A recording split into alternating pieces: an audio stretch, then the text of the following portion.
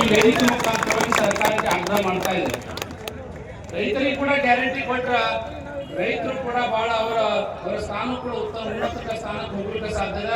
ಆದಷ್ಟು ಬೇಗ ಸರ್ಕಾರ ಅನ್ಯಾಯ ಆಯ್ತು ರೈತರಿಗೆ ವೇದಿಕೆ ಮೇಲ್ತಕ್ಕಂಥ ಎಲ್ಲ ಪೂಜೆಗೆ ನನ್ನನ್ನು ಸಲ್ಲಿಸಿ ಈ ತಾಲೂಕಿನ ಜನಪ್ರಿಯ ಶಾಸಕರಂತ ಎಂ ಪಾಟೀಲ್ ದೇವರೇ, ಅಧಿಕಾರಿ ಮಿತ್ರರೇ ಮತ್ತು ಸಮಸ್ತ ಈ ಹೋರಾಟದಲ್ಲಿ ಭಾಗಿಯಾಗಿರ್ತಕ್ಕಂಥ ಎಲ್ಲ ರೈತ ಬಾಂಧವರು, ನಿಮ್ಮ ಎಲ್ಲ ಹೋರಾಟಕ್ಕೆ ಒಂದು ಜಯ ಸಿಕ್ಕಿದೆ.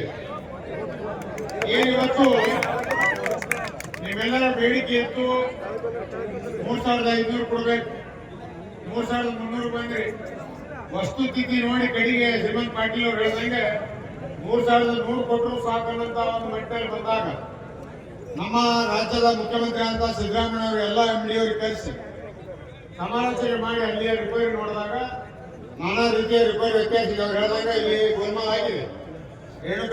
ಮತ್ತು ರೈತಾಪಿ ಜನರು ಕೂಡ ಇಲ್ಲಿ ಸೇರಿದೆ.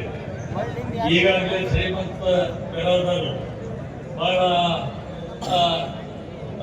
ಬಹಳಷ್ಟು ಸುದೀರ್ಘವಾಗಿ ಈ ಫ್ಯಾಕ್ಟರಿ ಬಗ್ಗೆ ಮತ್ತು ಕಬ್ಬಿನ ವ್ಯವಸ್ಥೆ ಬಗ್ಗೆ ಕೂಡ ಬಹಳ ಚೆನ್ನಾಗಿ ವಿಶ್ಲೇಷಣೆ ಮಾಡಿದ್ದಾರೆ.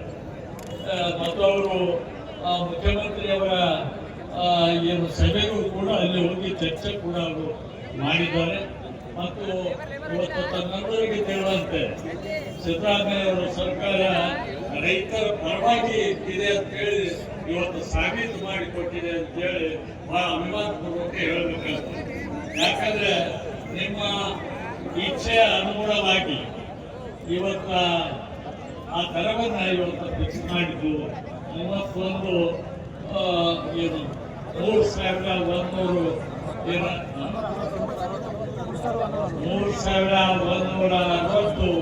ಏನು ದರ ಫಿಕ್ಸ್ ಮಾಡಿದ್ದಾರೆ. ಇದು ಎಲ್ಲ ರೈತರಿಗೂ ಕೂಡ ಅನುಕೂಲ ಆಗಿದೆ ಅಂತೇಳಿ ನಾನು ಬಹಳ ಸಂತೋಷದಿಂದ ಹೇಳಬೇಕು ಇದ್ದೀನಿ. ಅದರಂತೆ ಇನ್ನು ಅವರು ಶುಗರ್ ಫ್ಯಾಕ್ಟ್ರಿ ಅವರು ಯಾರು ಕೇಳುವುದಿಲ್ಲ, ಅವರ ಫ್ಯಾಕ್ಟ್ರಿ ಯಾವ ರೀತಿ ರೈತರ ಹಣ ಏನು ಲೂಟಿ ಮಾಡ್ಯಾರ ಇವರು, ಆ ಲೂಟಿ ಮಾಡಿದ್ಕ ಫ್ಯಾಕ್ಟ್ರಿನೇ ಮಾಡ್ಕೊಂಡು ಹೋದ್ರು. ಇವತ್ತು ಆ ಪರಿಸ್ಥಿತಿ